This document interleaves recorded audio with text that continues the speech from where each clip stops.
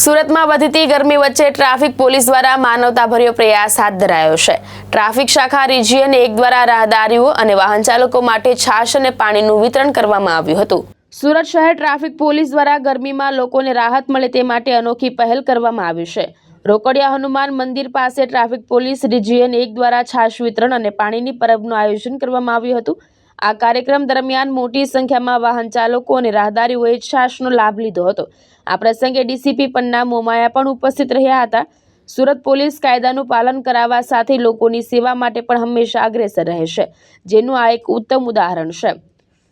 ગરમી વધવાના કારણે સુરત શહેર ટ્રાફિક પોલીસ દ્વારા બપોરના 1 થી 4ના સમય દરમિયાન ટ્રાફિક સિગ્નલ બંધ રાખવાનો નિર્ણય લેવામાં આવેલો છે અને મોટા જંકશન્સ ઉપર શેડ બાંધીને ટુ વ્હીલ વાળા ચાલકો એની નીચે ઊભા રહે જેથી સીધો તડકો ન લાગે એની પણ વ્યવસ્થા કરવામાં આવી છે અને વધુમાં આજથી હવે દરેક જંકશન્સ ઉપર છાશ અને પાણીનું વિતરણ કરવામાં આવે છે। ટુ વ્હીલ વાહન ચાલકો તેમજ જે ચાલીને જતા હોય અને જે મજૂરી કરીને સાયકલ ખેંચીને લઈ જતા તમામ રાહદારીઓને અમે લોકો અહીંયા છાશ અને પાણી વિતરણ કરીશું જેથી કરીને એ લોકો ગરમીમાં લૂથી બચી શકે।